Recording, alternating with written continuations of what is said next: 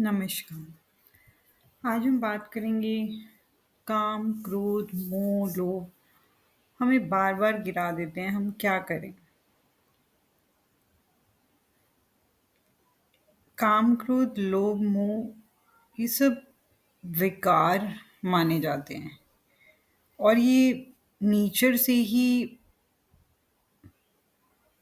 Human being के अंदर present होते हैं।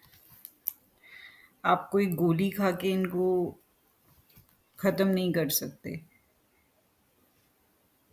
काम मतलब कि आपको सेक्स करने की इच्छा होना, क्रोध, बहुत ज़्यादा गुस्सा आना कि आप अपने आप में से बाहर हो जाएँ। मोह कि आपको अपनी हर चीज़ बहुत ज़्यादा प्रिय है। लोभ का मतलब लालच। गीता जी में भी लिखा हुआ है, श्रीमद् भागवत गीता में कि काम, क्रोध, लोभ, मोह ये नरक के द्वार होते हैं और हमें इनको त्यागना चाहिए।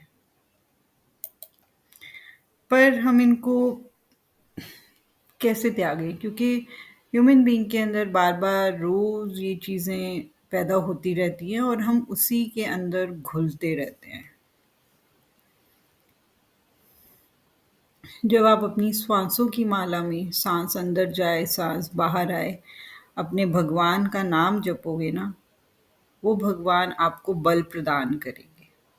क्योंकि हमारे अंदर तो वो शक्ति नहीं है, ना ही उतनी बुद्धि है कि हम अपने आप इन चीज़ों को पीछे छोड़ दें।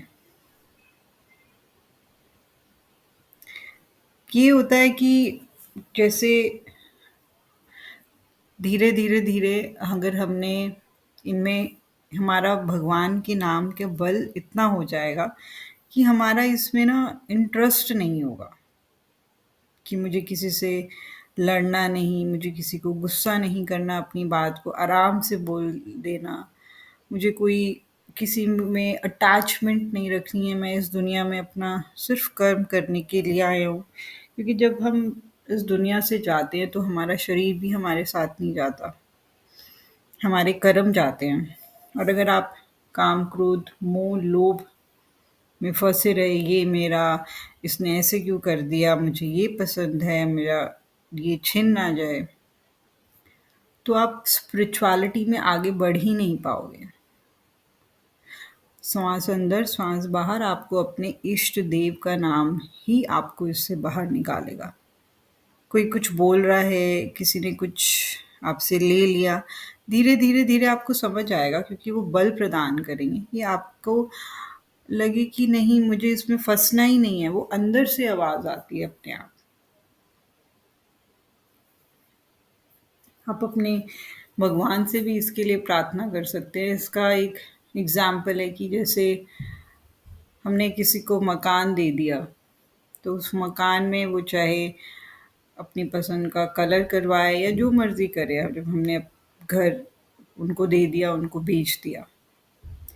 ऐसे ही हमें अपने आप को जो है अपने इष्ट में समर्पित कर दिया कि आपकी मर्ज़ी है, इसमें काम, क्रोध, मोह, लोभ रहे, इससे मुझे कैसे छुटकारा पाना है क्योंकि मेरे तो सारे प्रयास पूरे नहीं होते, मैं इससे नहीं जीत पाता। मैं तो सामर्थ्य नहीं हूँ, आपने ही सुधारना है, हमारे बस की बात नहीं है। उनको इतना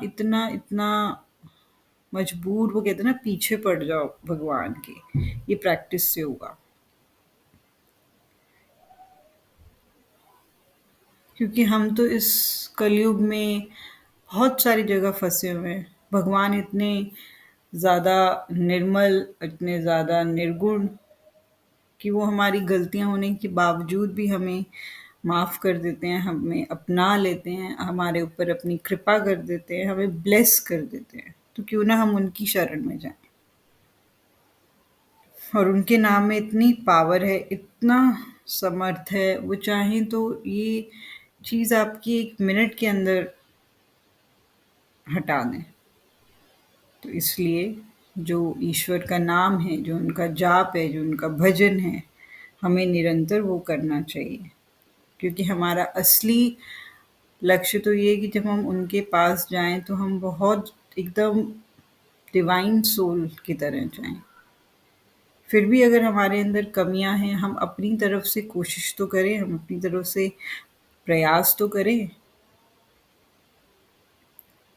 मेरी कोई बात अगर किसी को बुरी लगी हो तो उसके लिए क्षमा।